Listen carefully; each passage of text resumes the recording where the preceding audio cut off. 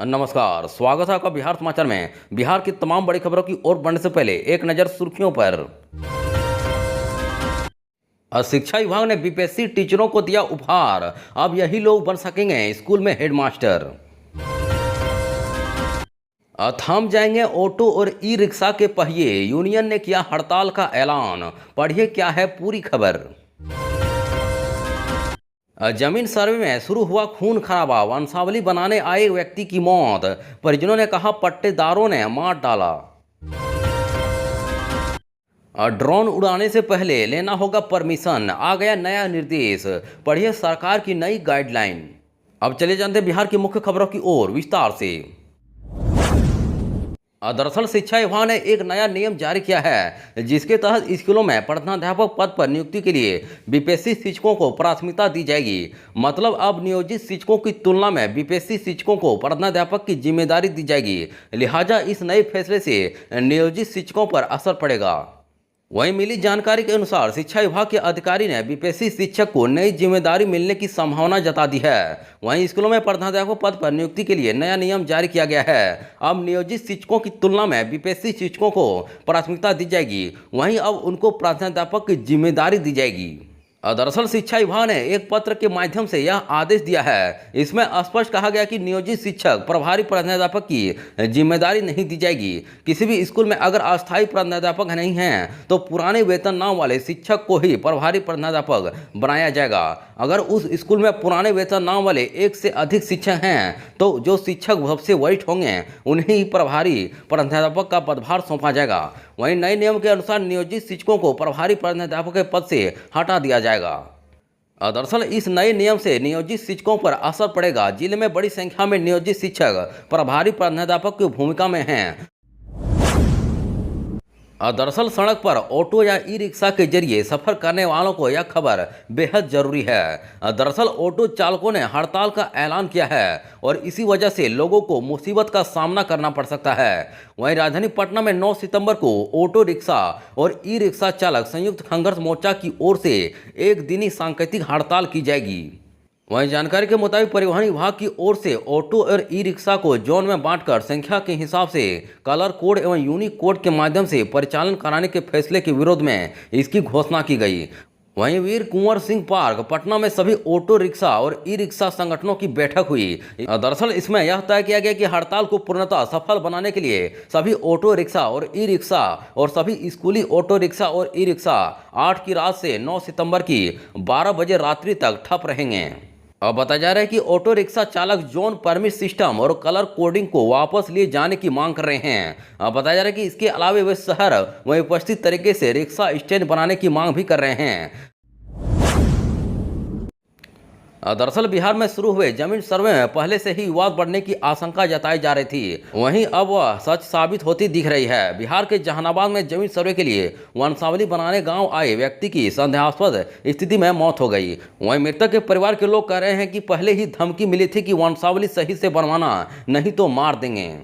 दरअसल मामला जहानाबाद के कल्पा थाना क्षेत्र के धर्मपुर गांव की है। वहां 55 साल के अशोक सिंह की संदेहास्पद स्थिति में मौत हो गई है। वहीं अशोक सिंह के भाई और परिवार के लोग कह रहे हैं कि उनकी हत्या कर दी गई है। इसकी धमकी पहले ही मिली थी।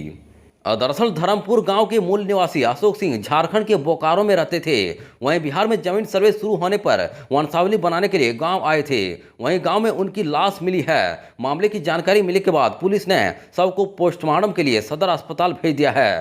दरअसल कल्पा के थानादार राजकुमार राय ने बताया कि सभी बिंदुओं पर घटना की जाँच की जा रही है। अब बता दें कि अशोक के भाई का आरोप है कि उनकी हत्या कर दी गई है। वहीं पट्टेदारों ने पहले यह धमकी दी थी कि वंशावली सही से बनवाना, नहीं तो जान से मार देंगे। वहीं भाई के साथ वे भी गांव आए थे, लेकिन फिर बोकारो वापस लौट गए थे। वहीं रविवार को सूचना मिली कि उनके बड़े भाई की मौत हो गई है। दरअसल बिहार में ड्रोन के इस्तेमाल को लेकर गृह विभाग ने सख्त नियम जारी किए हैं। वहीं ड्रोन उड़ाने के लिए अब रजिस्ट्रेशन और लाइसेंस जरूरी होगा। रेड, येलो और ग्रीन जोन में ड्रोन उड़ाने के लिए अलग अलग नियम होंगे। वहीं नियमों का उल्लंघन करने पर ड्रोन को मार गिराया जा सकता है और कानूनी कार्रवाई भी होगी। यह साफ साफ बता दिया गया है। दरअसल वीडियोग्राफी से लेकर सुरक्षा तक ड्रोन के बढ़ते इस्तेमाल को देखते हुए गृह विभाग ने ड्रोन संचालन के नियमों का सख्ती से पालन करने का निर्देश जारी किया है। इसमें एक बार फिर स्पष्ट किया गया कि किसी भी तरह के मानव रहित वायुयान प्रणाली यानी कि ड्रोन को उड़ाने के लिए निबंधन जरूरी है। इसमें कहा गया कि नागरिक उड्डयन महानिदेशालय के डिजिटल स्काई प्लेटफॉर्म पर ड्रोन का निबंधन कराए बिना इसका संचालन नहीं किया जा सकता है। वहीं नैनो ड्रोन यानी कि 250 से अधिक वजन वाले ड्रोन का परिचालन करने के लिए ड्रोन रिमोट पायलट प्रमाण पत्र जरूरी है। वहीं जेसीए द्वारा प्राधिकृत प्रशिक्षण संस्थान से प्रशिक्षण पाने वाले व्यक्ति को ही यह प्रमाण पत्र दिया जाएगा। वहीं ड्रोन से संबंधित नियमों का उल्लंघन करने पर ड्रोन को मार गिराया जा सकेगा और इसके साथ ही कानूनी कार्रवाई भी होगी। कोसी में भारी कटाव से सहमे ग्रामीण, देखते ही देखते नदी में समा गया बुनियादी स्कूल, वीडियो वायरल। दरअसल पड़ोसी देश नेपाल में लगातार हो रही बारिश के कारण बिहार में कोसी नदी उफान पर है। वहीं नदी का जलस्तर बढ़ने के कारण निचले इलाकों में भारी कटाव हो रहा है, जिससे ग्रामीण सहमे हुए हैं। वहीं कटाव इतना तेज है कि देखते ही देखते एक स्कूल नदी में समा गया। इसका वीडियो सोशल मीडिया पर वायरल हो रहा है। दरअसल जिले के नौहट्टा प्रखंड में कोसी नदी का कटाव काफी विकराल रूप ले चुका है। वहीं रविवार को नौहट्टा प्रखंड के हाटी पंचायत स्थित राजकीय बुनियादी विद्यालय का एक हिस्सा नदी में समा गया। वहीं इस घटना का वीडियो सोशल मीडिया पर काफी तेजी से वायरल हो रहा है। वहीं राजकीय बुनियादी विद्यालय की स्थापना 50 के दशक में की गई थी। दरअसल हाटी गांव के ही रहने वाले डीएम आरटी सिंह ने अपने गांव के बच्चे को शिक्षित करने के लिए जमीन दान में दिया था। वहीं नौहट्टा प्रखंड में काफी दिनों से कोसी का कहर जारी है। वहीं जल संसाधन विभाग की ओर से गुणवत्तापूर्ण कार्य नहीं करने के कारण स्कूल का एक हिस्सा नदी में समा गया। अब बांग्लादेश के खिलाफ पहले टेस्ट के लिए टीम इंडिया का ऐलान, ऋषभ जसप्रीत की वापसी। दरअसल भारतीय क्रिकेट कंट्रोल बोर्ड बीसीसीआई ने बांग्लादेश के खिलाफ पहले टेस्ट मैच के लिए 16 सदस्यीय भारतीय टीम का ऐलान कर दिया है। वहीं टीम इंडिया इसी महीने बांग्लादेश के खिलाफ 2 मैचों की टेस्ट सीरीज खेलेगी। दरअसल 19 सितंबर से चेन्नई में पहला मुकाबला होगा। वहीं कानपुर में 27 सितंबर से यह मैच खेला जाएगा। सबकी निगाहें ऋषभ पंत पर टिकी हुई थी। अब बांग्लादेश के खिलाफ टेस्ट सीरीज से ऋषभ पंत और जसप्रीत की वापसी हो गई है।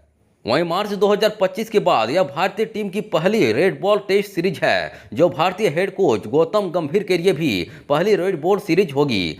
वहीं तेज गेंदबाज जसप्रीत बुमराह की भी वापसी इस सीरीज में हो रही है। टी20 वर्ल्ड कप फाइनल के बाद जसप्रीत बुमराह ने ब्रेक लिया था। वहीं दूसरे विकेट कीपर के रूप में ध्रुव जुरेल का चयन किया गया है।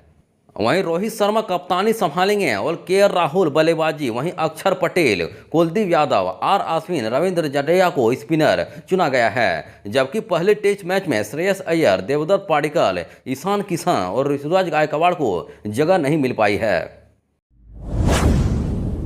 एसपी, दरोगा, जज, कलेक्टर सब रात में पीते हैं शराब, फिर बोले मांझी उन्हें नहीं करता कोई गिरफ्तार, सिर्फ मजदूरों को भेजा जाता है जेल।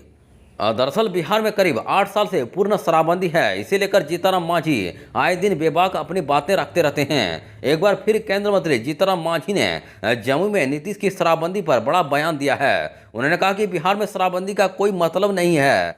वहीं बड़े बड़े शराब तस्कर नहीं पकड़े जा रहे हैं। थाने में एसपी और दरोगा शराब पीते हैं।